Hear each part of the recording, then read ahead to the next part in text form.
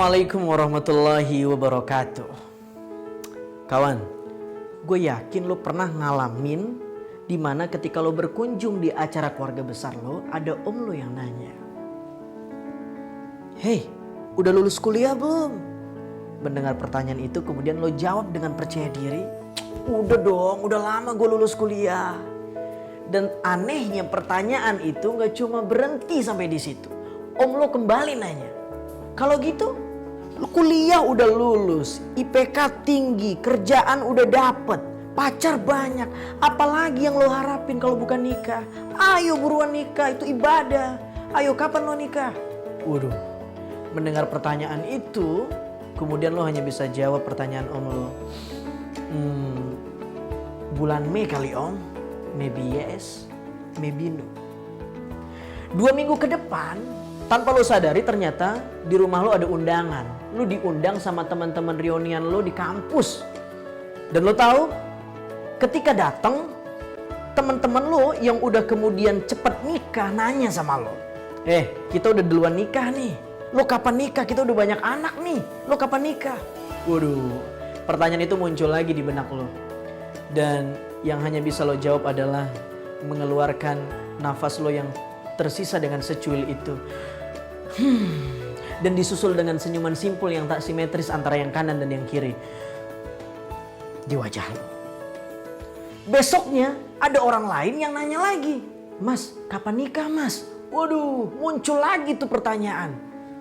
Saking betenya lo dengan pertanyaan kapan nikah, kapan nikah, kapan nikah, lo kemudian punya ide kemana-mana mungkin gua harus pakai kaos ini nih.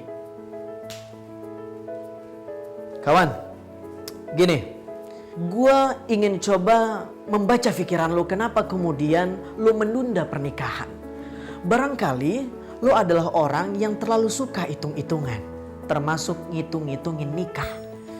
Resepsi aja 35 juta, buat gedung bisa 50 juta, seserahan 30 juta, buat KUA 600 ribu.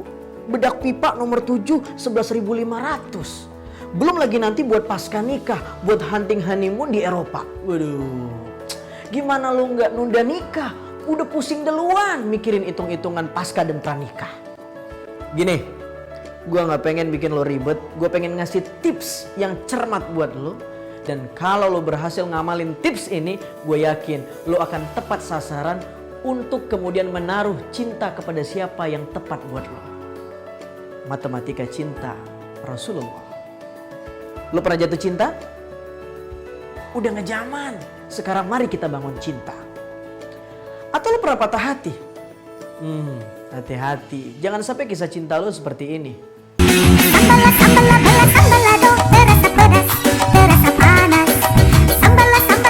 Sambalado, mulut bergetar, lidah bergoyang. Cintamu seperti sambalado, rasanya cuma di mulut saja.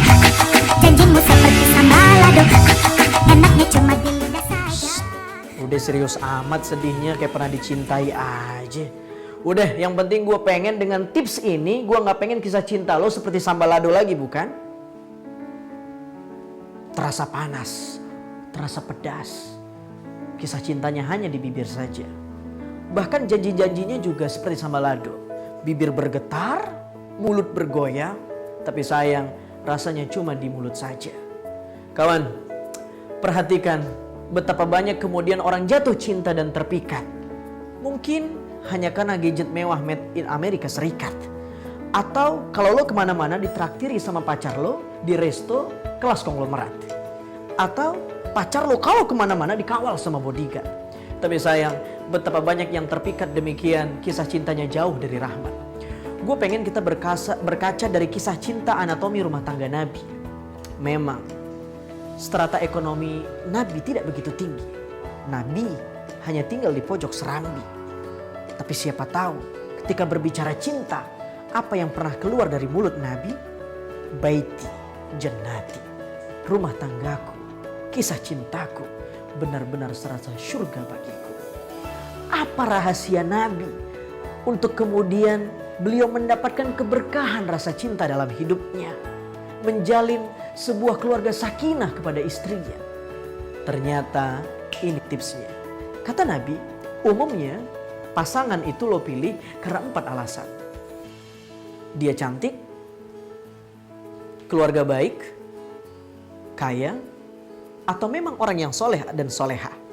Tapi kata Nabi, kalau lo mau berhasil dengan kisah cinta lo, buatlah perhitungan, fadfar bidzatiddin. Pilihlah pasangan lo yang memiliki agama, bukan hanya sekedar beragama.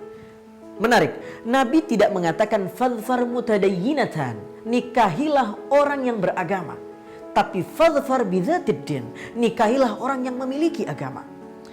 Kenapa kemudian Nabi menyuruh kita untuk menikahi atau untuk mencintai orang yang memiliki agama, bukan sekedar beragama? Karena Nabi tahu, tidak semua orang beragama menjalani hidupnya layaknya seperti orang yang memiliki agama. Kawan, sekarang gue pengen ngajak lo jalan-jalan ke kota Persia kala itu. Al-Khawarizmi, tokoh matematika, Bapak Al-Jabar, dan lahir pada tahun 780 Hijri di Persia. Ketika ditanya tentang cinta, ahli matematika ini mengatakan, wanita itu diibaratkan dengan angka matematis. Maksudnya apa? Jika wanita salihah bernilai angka 1 dan dia cantik, maka tambahkan angka 0 di belakangnya.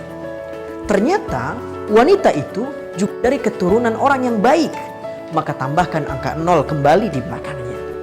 Ternyata pendamping lo itu juga orang yang kaya, maka tambahkan kembali angka 0 di belakangnya hingga menjadi 1000.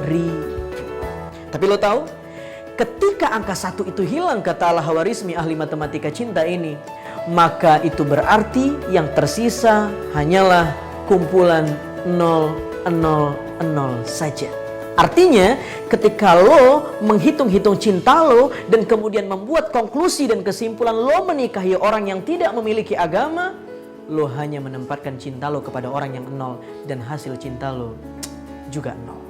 Kawan, gue yakin kalau lo udah mulai berani jalanin tips ini secepat ini, lo bakal tepat sasaran untuk mencintai siapa yang tepat buat lo. Dan lo gak bakal lagi pakai kaos yang tadi, tapi lo udah mulai berani pakai kaos yang ini nih. Gua Azhari Nasution, mudah-mudahan bermanfaat tips ini. Assalamualaikum warahmatullahi wabarakatuh.